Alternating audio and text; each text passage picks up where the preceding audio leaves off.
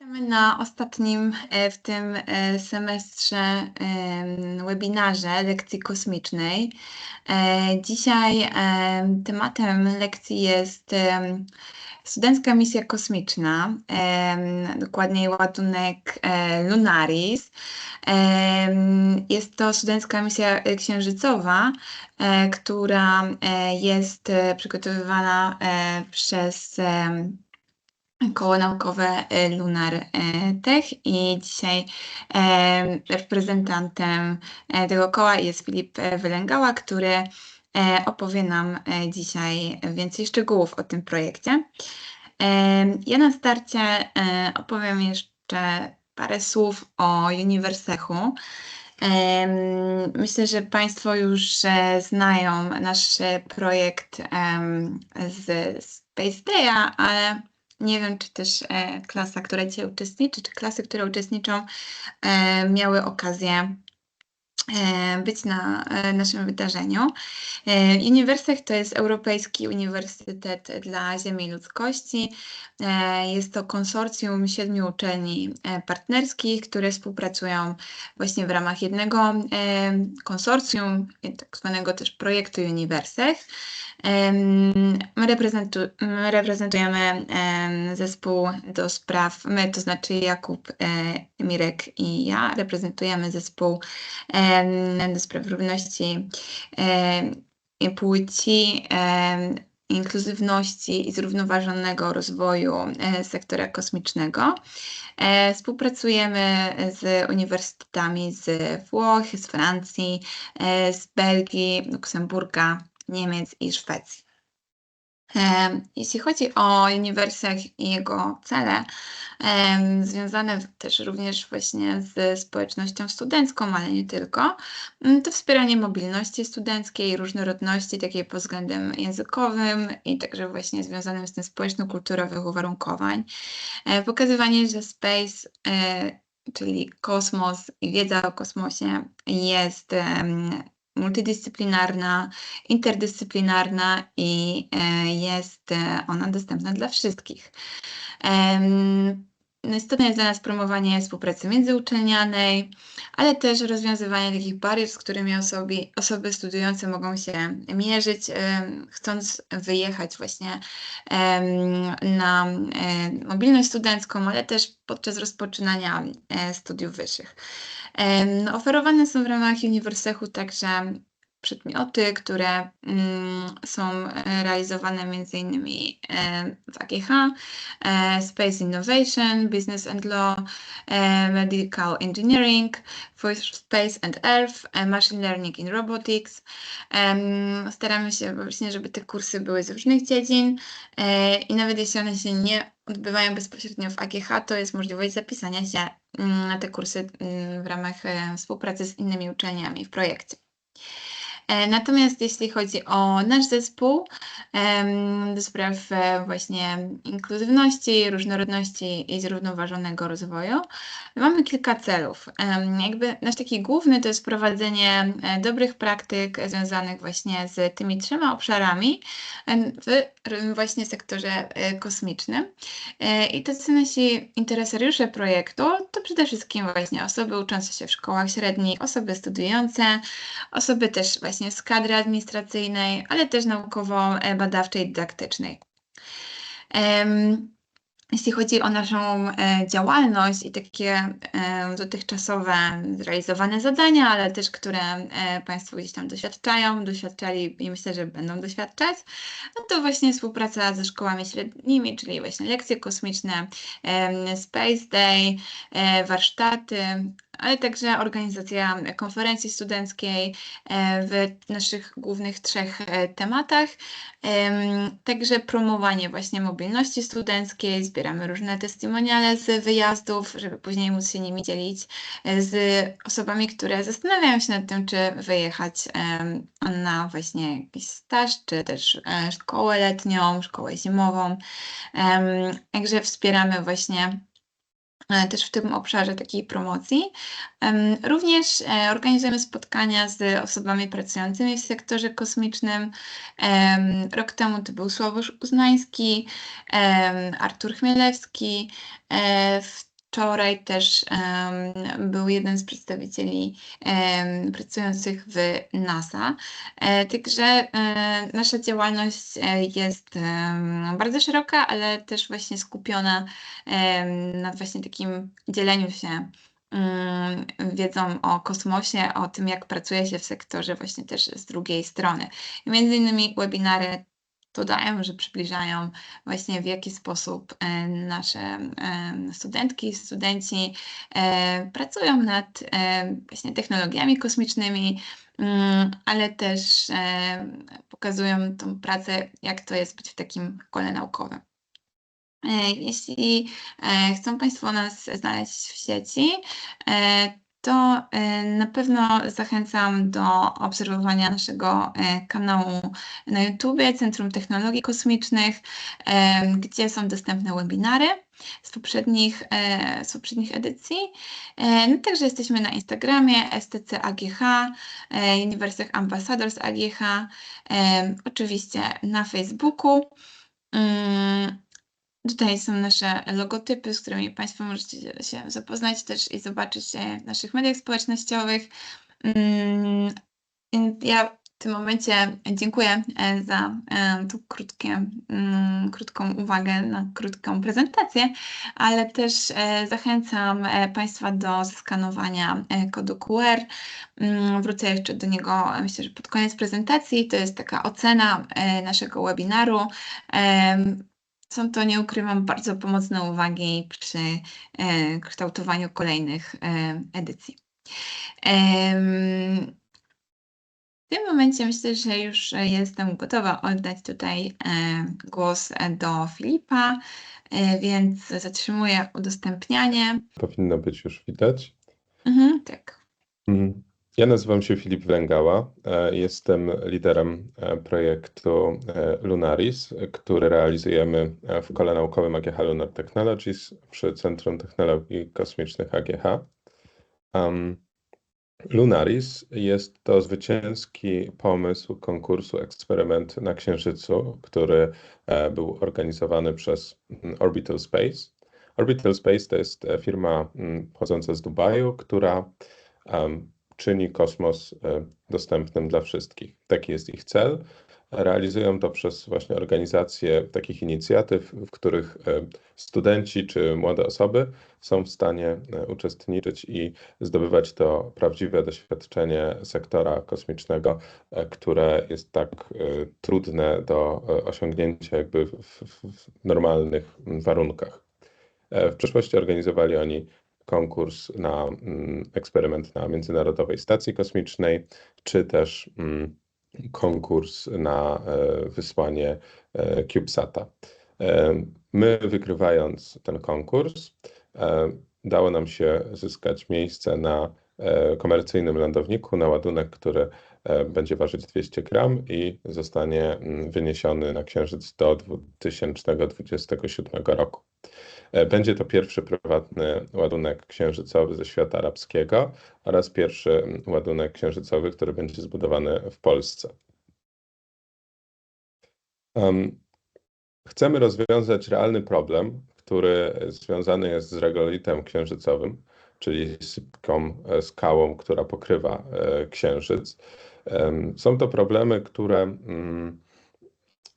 bazują na tych spostrzeżeniach, które pojawiły się po i w trakcie misji Apollo, głównie programu Apollo, w którym to było bardzo wiele takich sytuacji, w którym czy misja, czy niektóre elementy były zagrożone właśnie ze względu na pył księżycowy. Pył księżycowy jest bardzo drobny. Tak jak widzimy tutaj na wykresie, ta frakcja dominująca to są właśnie te fragmenty, które są najmniejsze. To są elementy, które właśnie stanowią większość, jeśli chodzi o pył księżycowy. Podczas misji Apollo wiele systemów było było uszkodzonych właśnie ze względu na to, że te drobinki pyłu księżycowego wniknęły w jakieś struktury mechaniczne, jakieś przyciski, sprzęt fotograficzny przestał działać, był problem z przegubami nadgarstków i węży, tak samo płyty czołowe, które miały chronić astronautów przed promieniowaniem słonecznym, po prostu zacinały się.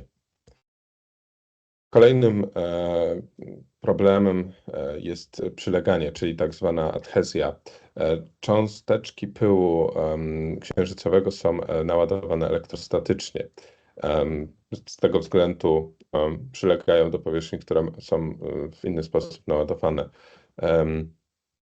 Dodatkowo w próżni wartość energii powierzchniowej, czyli takiego parametru, który definiuje nam, w jaki sposób materiał do drugiego materiału będzie przylegać, jest prawie 100 razy większe niż w takim środowisku ziemskim. Ze względu na to, że tam po prostu nie ma molekuł powietrza, które niejako oddzielają te dwa różne materiały. Dodatkowo te drobinki są bardzo drobne i ostre, co powoduje, że też jest tak zwany mechanicznie może się po prostu ten regolit łączyć w takie grupy, czyli przylegać, agregować się na jakichś elementach. Dodatkowo środowisko mikrograwitacji, czy też zmniejszonej grawitacji powoduje to, że siła działająca jest po prostu mniejsza na dany pył, no i wtedy też ciężej go, już nie ma tego wspomagania, co na Ziemi. Zanieczyszczenie pyłem to kolejny problem, który też jest powiązany z adhezją, ale podczas spacerów księżycowych astronauci kilkukrotnie potykali się o przedmioty, które były pozostawione na Księżycu. One miały mieć kolory, które pozwalały na odznaczanie się od gleby księżycowej. Ona jest taka szara, natomiast bardzo szybko były pokrywane. Przykładem jest właśnie przewód telewizyjny w misji Apollo 11, który był brązowy i bardzo szybko on w zasadzie od razu pokrył się takim szarą warstwą grubego pyłu. Kolejnym problemem jest problem z kontrolą termiczną i to też jest powiązane z pokrywaniem się przez pył po prostu jakiejś powierzchni. Jeżeli mamy astronautę, który ma kombinezon, który jest biały, i pokryjemy go kolorem szarym czy czarnym, on będzie miał inne właściwości, jeśli chodzi o oddawanie, o emisyjność i o absorpcyjność, czyli o pochłanianie fal. Czyli po prostu będziemy mieli sytuację, w której będzie się ten kombinezon inaczej nagrzewał niż w przypadku takiego normalnego, białego, jasnego kombinezonu. Co może powodować przegrzewanie się systemu. To jest system, który podtrzymuje życie, więc jakby jest to kluczowa sytuacja i trzeba być na to przygotowanym. Można tutaj właśnie stosować różne powłoki, które by zapobiegały temu. Natomiast istniał też problem z kontrolą termiczną, na przykład łazika, którym poruszali się astronauci.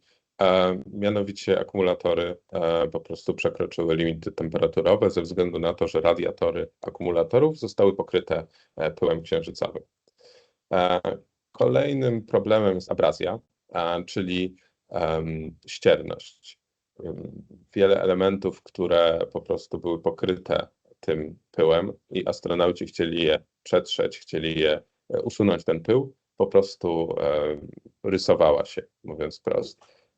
Pate Conrad stwierdził, że 100 godzin takiego symulowanego środowiska księżycowego na Ziemi to 8 godzin jest równoważne 8 godzinom spaceru księżycowego, jeśli chodzi o zużycie skafandrów. Znamy problem, jaki my chcemy rozwiązać, Dlatego przedstawię teraz cel misji. Naszym głównym celem jest stwierdzenie, w jaki sposób regolit księżycowy reaguje na inne materiały. Mianowicie, w jaki sposób on przyczepia się do różnych materiałów. Chcemy stwierdzić, które materiały będą skutecznie pomagały nam w walce z adhezją regolitu księżycowego. Chcemy dobrać te materiały w taki sposób, żeby móc je w przyszłości implementować w przyszłych misjach księżycowych. O konkretnych materiałach będę mówić za chwilę, natomiast chcemy, żeby one były jak najbardziej zróżnicowane, żebyśmy mogli jakby po powrocie, znaczy po wykonaniu misji, żebyśmy mogli wyciągnąć odpowiednie wnioski i przygotować jakiś raport, który pozwoli nam na lepsze zrozumienie tego, w jaki sposób działa właśnie adhezja pomiędzy regolitem księżycowym a materiałami, bo tutaj warto wspomnieć, że w zasadzie to nie było nigdy eksperymentu na Księżycu, który bezpośrednio tą adhezją by się zajmował. I to jest takie zagadnienie, które jest niejako jeszcze bardzo takie świeże, niezbadane. Teraz przedstawię krótki filmik, w którym pokażemy, jak będzie wyglądał nasz koncept operacji. Po wylądowaniu ładunek się otworzy i wysunie się płytka z materiałami, tak zwana kotwica, która opadnie na powierzchnię Księżyca.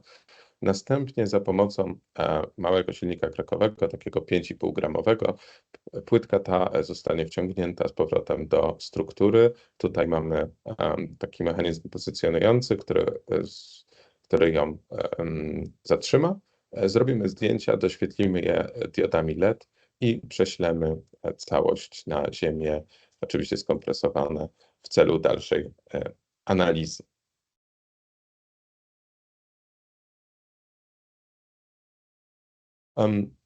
Nasz projekt jest inny ze względu na to, że tutaj realnie lecimy na Księżyc, musimy się odpowiednio do tego przygotowywać, musimy o tym pamiętać w każdym aspekcie tego projektu. Jest kilka różnic, które definiują to, w jaki sposób podchodzi się do problemu, który trzeba rozwiązać, takiego problemu, który właśnie leci na Księżyc. Jeśli chodzi o całe urządzenie, ono nie jest skomplikowane, natomiast jeśli chodzi o rzeczy, które latają w kosmos, one lepiej, żeby były prostsze, natomiast one zawsze są problematyczne, bo tutaj mamy bardzo ograniczone pole, jeśli chodzi o na przykład materiały. Musimy używać materiałów, które będą dobrze znosić warunki próżni, czyli nie będą się odgazowywać. Outgassing, czyli zjawisko uwalniania molekuł w próżni w wysokiej temperaturze, które może nawet powodować degradację niektórych elementów do tego stopnia, że może się uszkodzić. Dodatkowo może on uszkodzić układy optyczne, bo te molekuły, które się uwalniają, mogą osiadać na właśnie soczewkach na przykład. Więc tutaj to jest dość trudne. Jeśli chodzi o stronę elektroniczną, no to znowu tutaj są komponenty, które trzeba odpowiednio dobierać, żeby być pewnym, że one będą działać. Tak jak mówię, nasz projekt nie jest trudny, ale jest problematyczny w każdym w zasadzie aspekcie, począwszy właśnie od strony elektronicznej po hardware'ową i software'ową. Dodatkowo takie regulacje, które są obecne ze względu na to, że najczęściej podzespoły czy komponenty, które używane są również przez przemysł militarny, bo to się w zasadzie przenikają te normy militarne i kosmiczne, więc jeżeli chcemy coś kupić ze Stanów Zjednoczonych, to tutaj jest kontrola eksportu, czyli dodatkowo trzeba pewne dokumenty umieszczać, jest to droższe. Generalnie jest bardzo dużo problemów właśnie z kontrolą eksportową. Natomiast jeśli chodzi o resztę świata, to tego problemu nie ma. Natomiast wysokie koszty komponentów i też to, że one są produkowane zazwyczaj w bardzo małych partiach, powoduje to, że trzeba kupować więcej komponentów na wypadek, gdyby na przykład producent uznał, że przestaje je produkować. I też jest dość ograniczona dostępność ich. Jest bardzo mało firm, które robią komponenty pod zastosowania w przemyśle kosmicznym i też jest dość trudno je kupić. Teraz przejdziemy troszkę do samego. Tak jak wspominałem, będzie on mieć mniej niż 200 gram. Wymiarami można powiedzieć, że będzie się mieścił w dłoni. Struktura w całości będzie wydrukowana w 3D z takiego specjalnego materiału wzmocnionego włóknami węglowymi, który jest przeznaczony do warunków kosmicznych. Jest to materiał, który produkowany jest przez włoską firmę CRP, o którym opowiem dokładnie później. Jeśli chodzi o zużycie prądu, to mamy moc około 0,5 W. To jest moc średnia i łącze danych 2 kilobity na sekundę. W ładunku zintegrowaliśmy już sobie po prostu otwory montażowe, dzięki którym będziemy się umocować tak zwanego lądownika księżycowego. Mamy również zintegrowany taki isogrid, czyli taki element, który ma na celu wzmocnić po prostu całą strukturę ładunku i minimalizować jego masę. Jeśli chodzi o kamerę, to mamy taki sensor optyczny, który używany jest również w CubeSatach, czyli w takich małych satelitach. On będzie służył w celu detekcji tego, w jaki sposób się przyczepiło i ile się przyczepiło tego regolitu księżycowego do danego materiału. Będziemy doświetlać całe zdjęcie diodami, które będą umieszczone właśnie na takim małym LED ringu wokół obiektywu. Zintegrowaliśmy również włas rewizyjny, który pozwala nam na pracę już po złożeniu ładunku, głównie do podłączania wtyczek. Mamy zawias sprężynowy z blokadą. W środku mamy umieszczoną płytkę, którą wykonujemy, płytkę elektroniczną, płytkę rozszerzeń, którą wpinamy do komputera pokładowego, który kupujemy. Mamy również nóż termiczny, który pozwala nam na otworzenie całego ładunku. To jest układ 2 rezystorów, przez które jest przewleczona bardzo cienka linka, która zostanie po prostu przepalona. Układ jest redundantny, czyli mamy 2 osobne zespoły, które pozwolą nam na przepalenie tego elementu, nawet jeżeli z jednym obwodem się coś stanie. Mamy tutaj główne złącze ładunku, z którym podpinamy się do lądownika. Mamy również dozymetr, którym będziemy charakteryzować misję pod względem radiacji. Jest to bardzo mały element, który jest podobno najmniejszym na rynku. Mamy przetwornicę 28 V na 3,3. Mamy czujnik światła, który będzie stanowić taki, można powiedzieć, backup, jeśli chodzi o otwarcie samego ładunku. Tak jak wspominałem, mamy umieszczony silnik krokowy, dzięki któremu możemy podnosić, opuszczać samą tą płytkę z materiałami. Jest on umieszczony w tak zwanym tilt mechanizmie, czyli mechanizmie pochylającym. Widzimy tutaj ten silnik krokowy. Mamy encoder Halla, który pozwala nam na stwierdzenie, czy silnik się obraca, w którą stronę, z jaką prędkością i po prostu weryfikację jego parametrów. Mamy 2 krańcówki, krańcówkę również Halla i krańcówkę odbiciową, która pozwoli nam na stwierdzenie tego, że kotwica dotarła do tego gniazda, który ma ją pozycjonować. Tutaj widzimy, że ten mechanizm również posiada sprężynę, która pozwala na jego otwarcie. Mamy tutaj magnesy same Halla do tej krańcówki. O tych magnesach będę jeszcze mówić później. No i tutaj mamy samą tą płytkę z materiałami, mamy te 4 magnesy, mamy również jeszcze jeden bęben, na który nawinięta jest nić, ze względu na to, że w jedną stronę, czyli po otwarciu, ta kotwica ma spaść pod wpływem grawitacji. Ona nie ma być rozwijana właśnie silnikiem, tylko ma spaść, natomiast będzie wciągana silnikiem. Mamy próbki materiałowe, właśnie umieszczone na tej kotwicy. To jest 8 materiałów w 16 próbkach, czyli każdego materiału będą 2 próbki. Chcemy głównie skupić się na przebadaniu aluminium 7075. To jest aluminium, które jest powszechnie stosowane w przemyśle kosmicznym i lotniczym.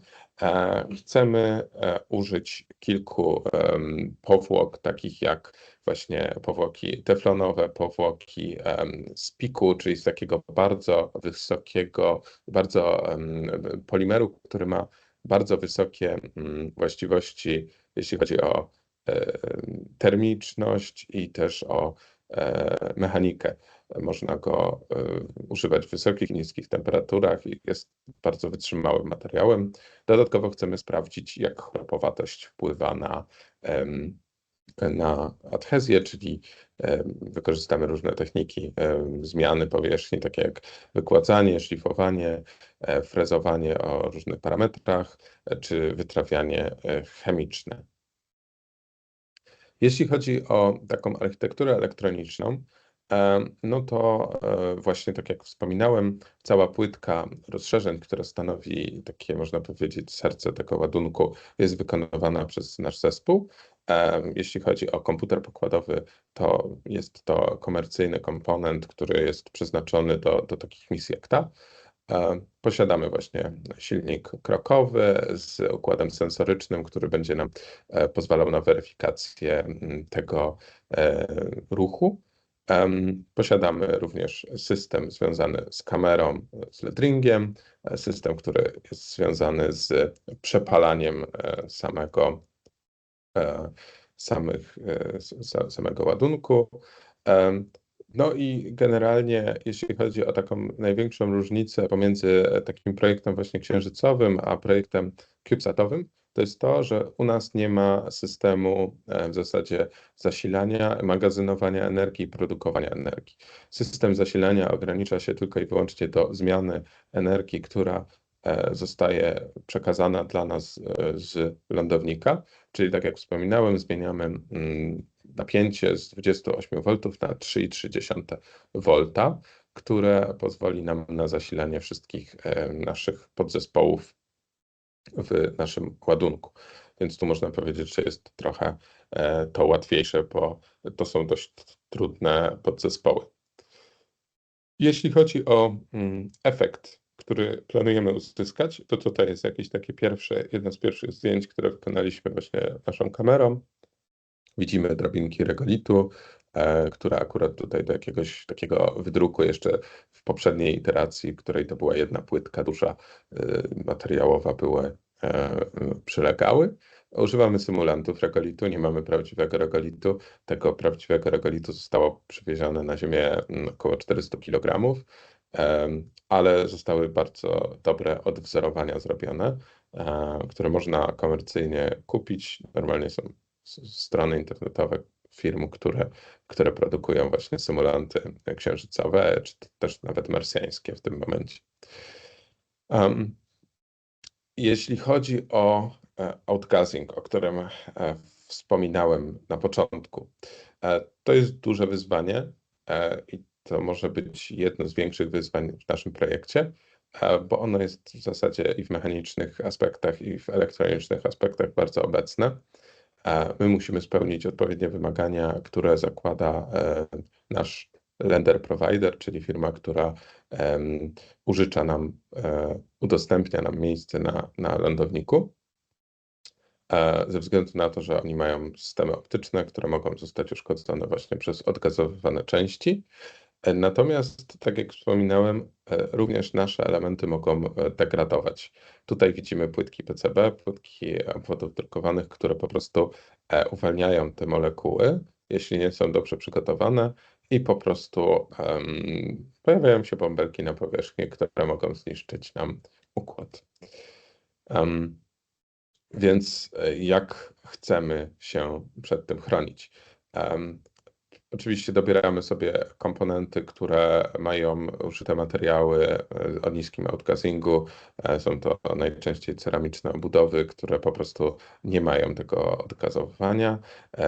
Używamy również takiej procedury tak zwanego bake-outu. W zależności od danego materiału stosuje się próżniowe piece albo zwykłe piece, które to po prostu nagrzewają nam komponent do najwyższej możliwej temperatury, jeśli chodzi o ten dany materiał, i on sobie uwalnia te cząsteczki tego gazu, który został uwięziony w środku.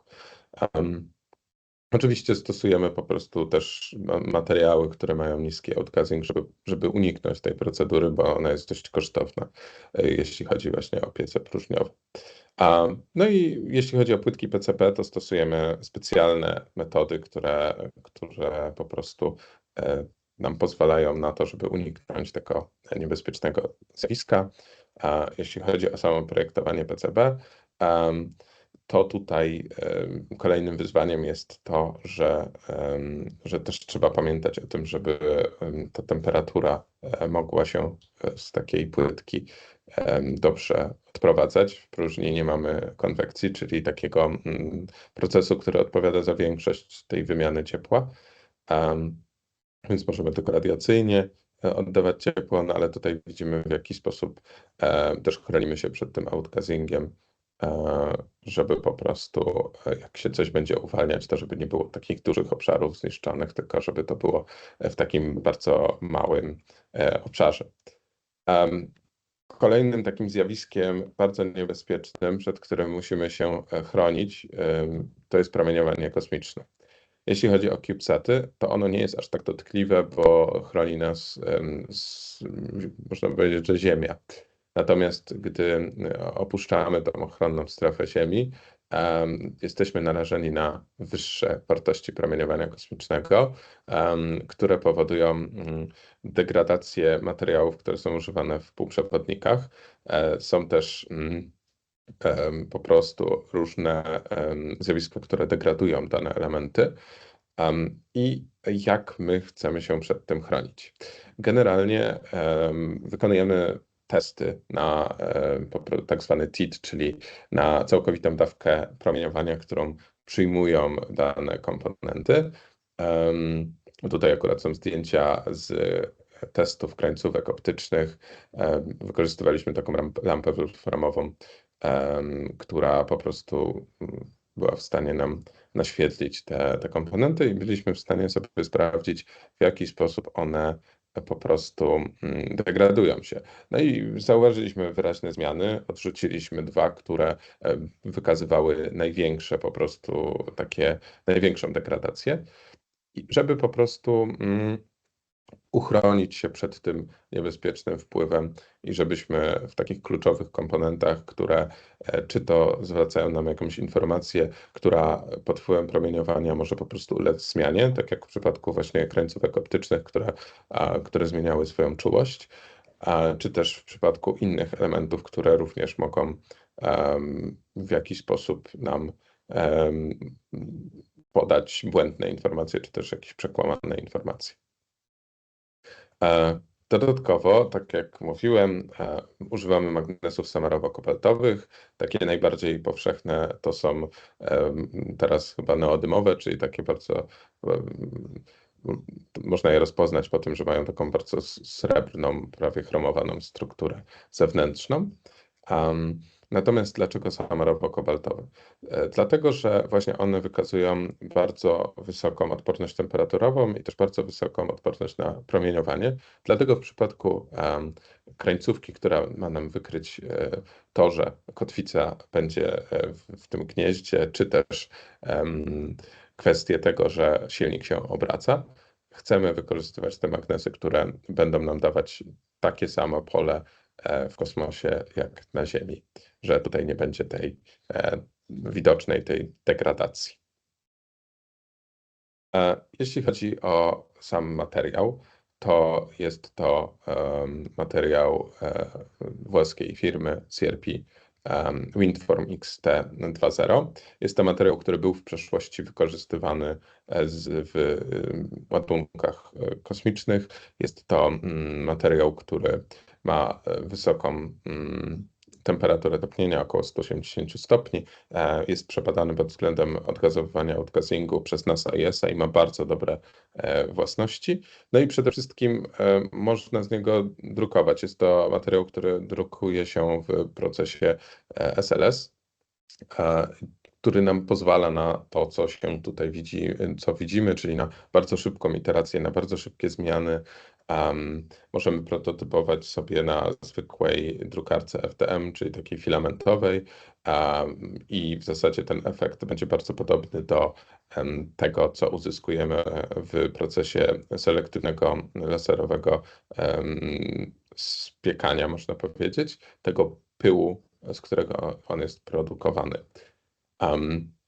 Jest to taka również nasza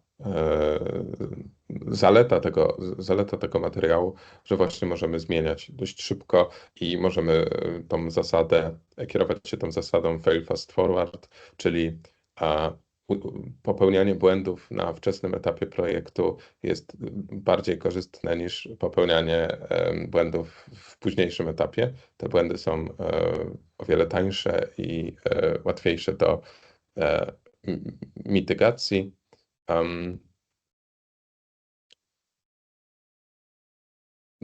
Nasze koło naukowe to kilka zespołów. Mamy zespół mechaniki, software'u, elektroniki, inżynierii systemowej, marketingu i grafiki oraz nowo powstałej logistyki, w którym zajmujemy się przygotowywaniem naszego ładunku do misji. I obecnie mamy około 18 osób, które pracują nad naszym ładunkiem. Dziękuję bardzo za uwagę i jeżeli będą jakieś pytania, to chętnie odpowiem. Dziękuję Filip za mega ciekawą prezentację. Również zachęcam do zadawania pytań. Też mieliśmy taką praktykę, że jakieś pytania też przychodzą czasami później, więc tutaj też prośba o przesłanie ich do mnie. Ja wtedy mogę przekazać Filipowi. Ja, Filip, mam z kolei takie pytanie, bo właśnie mówiłeś, że większość tych komponentów jednak no, jest sprowadzanych, ale czy w Polsce są firmy, z którymi możecie współpracować i jakby no, wtedy uniknąć jednak tych legislacyjnych problemów? Jak to wygląda? Jak to jest w polskim sektorze? To generalnie my współpracujemy z wieloma firmami z Europy. Tutaj tych problemów legislacyjnych nie ma. Jeśli chodzi o o takie kwestie zakupowe, to tutaj w Polsce raczej nie. Na początku szukaliśmy firm właśnie, które robią kamery czy komputery pokładowe. I oczywiście w Polsce są takie firmy, tylko że ze względu na to, że my potrzebujemy bardzo małe elementy, to akurat no, nie ma takich komponentów. Tutaj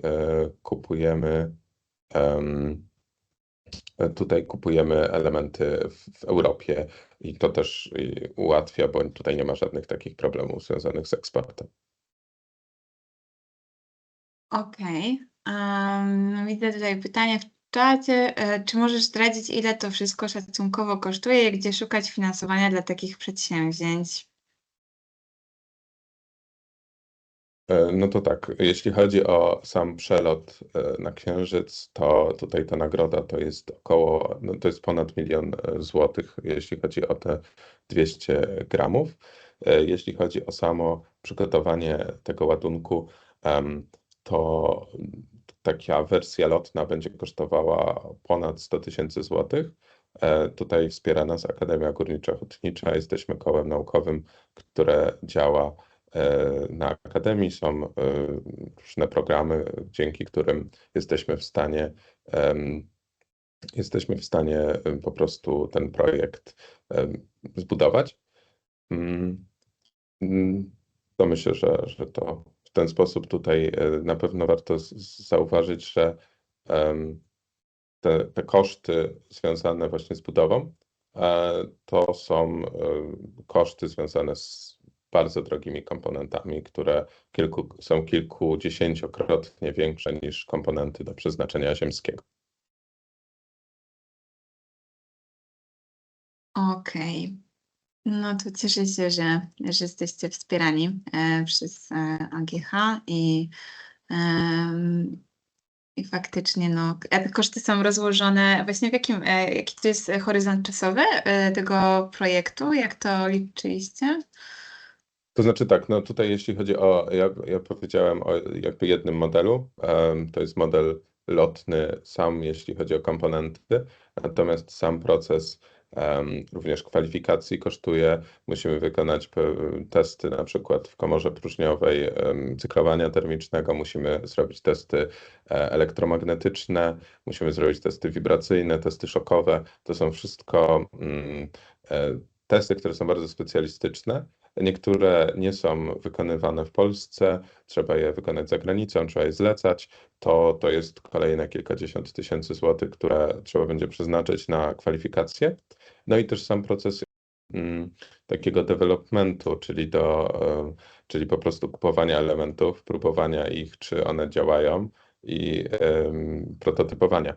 Więc to już jest też dodatkowy jakby proces, który jest rozłożony na w zasadzie kilka lat, bo tutaj 2027 to jest czas, w którym chcemy, którym mamy termin lotu, natomiast my chcemy już pod koniec roku być gotowi na takie testy kwalifikacyjne. Okej, dobra, no to trzymamy kciuki. Ja myślę, że jesteśmy już tak chwilę po czasie. Ja też wiem, że to jest format taki lekcyjny naszego webinaru, więc jeśli nie ma więcej pytań, to chciałam zachęcić do ich zadawania już drogą mailową. Z mojej strony to chyba wszystko. Filip, czy chciałbyś jeszcze coś dodać? Nie, myślę, że to wszystko. Dziękuję bardzo. No, dziękuję bardzo za prezentację i też oczywiście webinar będzie dostępny na YouTubie, także prześlemy go do Państwa już pewnie może się jeszcze uda przed wakacjami, ale myślę, że na pewno przed kolejnym rokiem szkolnym. Dziękujemy bardzo i do usłyszenia w przyszłym semestrze. Jeszcze raz wielkie dzięki, Filip. Dziękuję. Do widzenia.